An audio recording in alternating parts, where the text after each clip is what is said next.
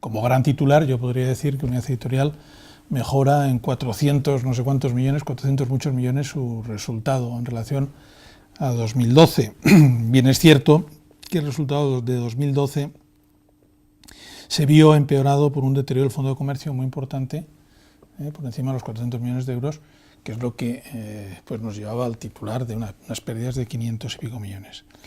Por lo tanto, gran titular, reducimos las pérdidas en 460 y tantos millones, 50 y tantos millones de pérdidas significan, en términos de EBITDA, un EBITDA operativo antes de gastos no recurrentes de 7 millones de euros positivos, y esos 7 millones de euros positivos en relación a 2012 significa doblar el margen positivo, el EBITDA positivo recurrente. En un contexto todavía de destrucción de mercado, en un contexto de caída de difusión, de caída de ingresos publicitarios, en un contexto todavía muy complicado. 2013, por otro lado, contiene una serie de iniciativas encaminadas a dos cosas. Una, a seguir en ese proceso de eficiencia en los costes y en el funcionamiento de una unidad editorial. Hemos hecho mucho a lo largo de todos estos años de crisis, en 2013 lo hemos hecho también, y luego también 2013 se caracteriza por ser un año en el que hemos sentado las bases para empezar a presionar mucho en la generación de nuevos ingresos, sobre todo en el entorno digital, lo que nos deja en unas condiciones, yo creo que positivas, de cara a mejorar sensiblemente el resultado 2013 en el año 2014.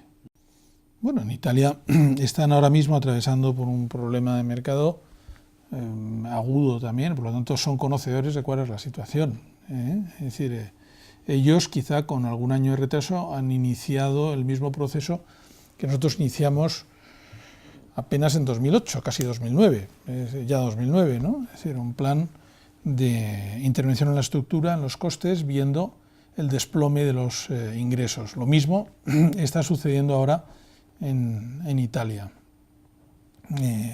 Nosotros, en el contexto del plan trienal de Italia, en 2013 hemos cumplido escrupulosamente con el plan, y yo diría más, nos hemos excedido, en el sentido positivo del término, en todo lo que significa recorte de gastos, eficiencias, revisión de procesos, etcétera, ¿no? Contribuyendo de una manera muy notable a la consecución de los objetivos por parte del grupo en su conjunto.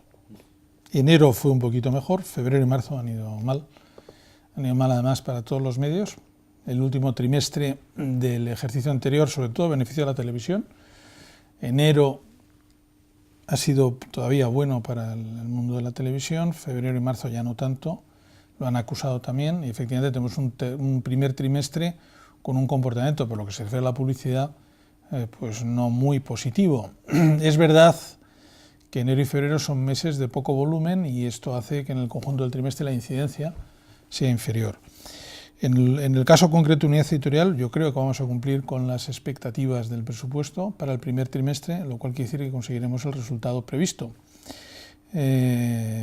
absorbiendo ese peor comportamiento de los ingresos publicitarios.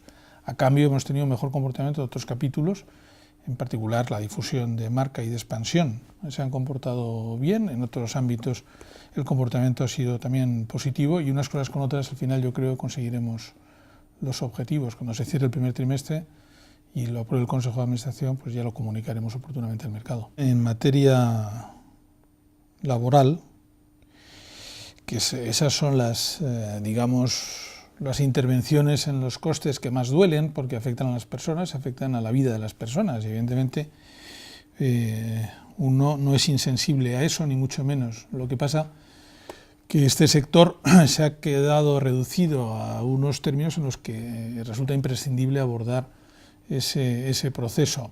Yo creo que se habla mucho de ello y al final parece que es más de lo que es. Cuando hablamos de recortes de salarios, y no hablo de esa parte de la plantilla que son ejecutivos, que tenían retribución variable, que estos evidentemente han perdido mucho más, que han perdido la retribución variable desde el año 2008-2009, y todavía no lo han recuperado. En el conjunto de la plantilla, el único recorte que ha habido fue el de 2009, que fue además progresivo. En el año 2013 se ha producido un recorte que no es definitivo, es decir, fue una cesión de una serie de pagas extraordinarias para contribuir al objetivo del ejercicio. Eso sigue en la estructura de salarios de unidad editorial, es decir, los profesionales de unidad editorial mantienen el nivel retributivo que tenían en 2012, ¿no?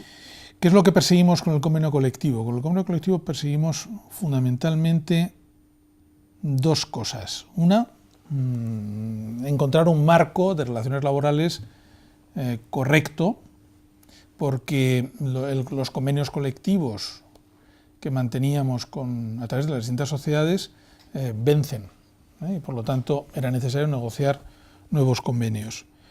¿Por qué un convenio único? Pues porque pensamos que esta puede ser una gran oportunidad para innovar en materia retributiva. O sea, yo creo, y no es un sector que ha sido muy dado a ello, pero sí hemos aprendido de otros sectores. En otros sectores han sido capaces de variabilizar los salarios en función de determinados criterios, han sido capaces de indexar el crecimiento, la variación de los salarios en relación a otras serie de datos que no sean estrictamente el IPC, y por qué no en este sector podemos conseguir algo así. ¿Qué ventaja tiene ello? Básicamente la del automatismo. Es decir, nosotros lo que queremos evitar es estar negociando recortes, intervenciones, situaciones complejas en función de la marcha del mercado. Lo que pretendemos es que una parte, al menos importante, de las retribuciones se variabilice en función del mercado de una manera automática, no tener que estar negociando constantemente con sindicatos esas variaciones. Insisto, es algo que se ha producido en otros sectores, creo que es algo innovador y entendemos que eso puede ser una oportunidad, porque en esa variabilización no solo hay que contemplar lo peor, ¿no?, que sería el descenso de las retribuciones. Si el mercado va bien, los mismos mecanismos automáticos permitirían un incremento de los salarios también de una manera automática. Eso sí, eso es verdad, ha habido ajustes de plantilla.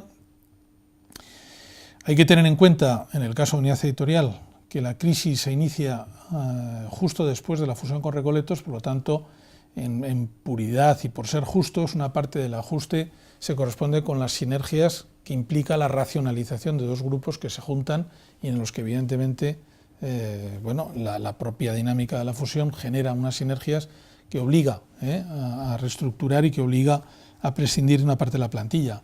Eso se ha confundido con la crisis y con los ERES, pero realmente una parte importante de la gente que ha salido de unidad editorial tiene que ver con ese proceso de fusión. En este caso,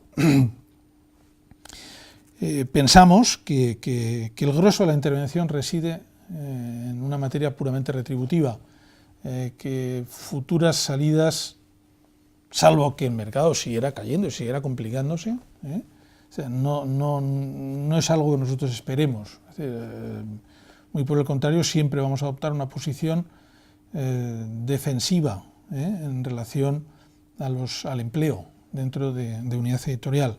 Por lo tanto, entiendo que en la negociación que estamos manteniendo con los sindicatos, yo espero, ¿no?, que lleguemos a un acuerdo que permita preservar el mayor empleo posible, desde luego, sin perjuicio de que siempre caben ajustes concretos o puntuales por actividades que cesan o por cambios de perfiles, que es una dinámica en la que el sector sin duda se va a ver envuelto también.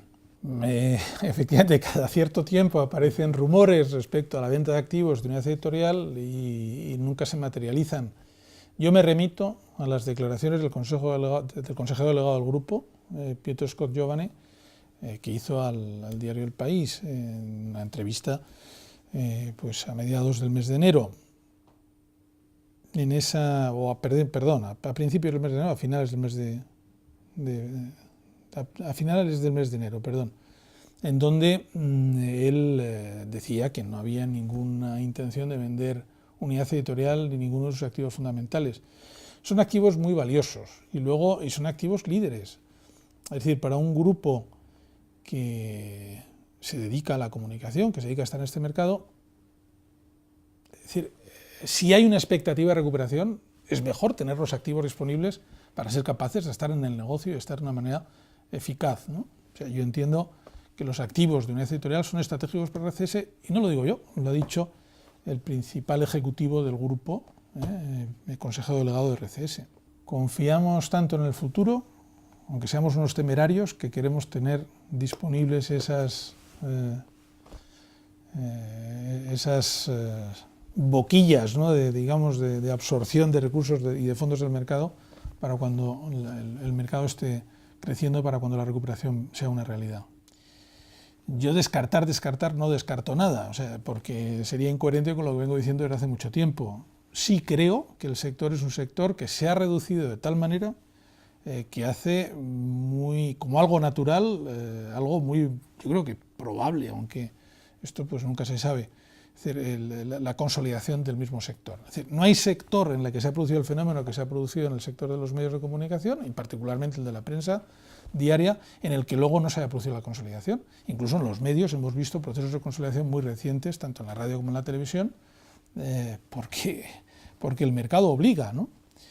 Dicho esto, no hay nada, no hay absolutamente nada, y solo Dios sabe lo que ocurrirá, ¿no? También tengo que decir que cuando hablamos de consolidación no solo hablamos de la consolidación de las cabeceras, hablamos de la consolidación de otras cosas, por ejemplo de los procesos, ¿no? Y en ese terreno sí que hemos avanzado mucho en el sector.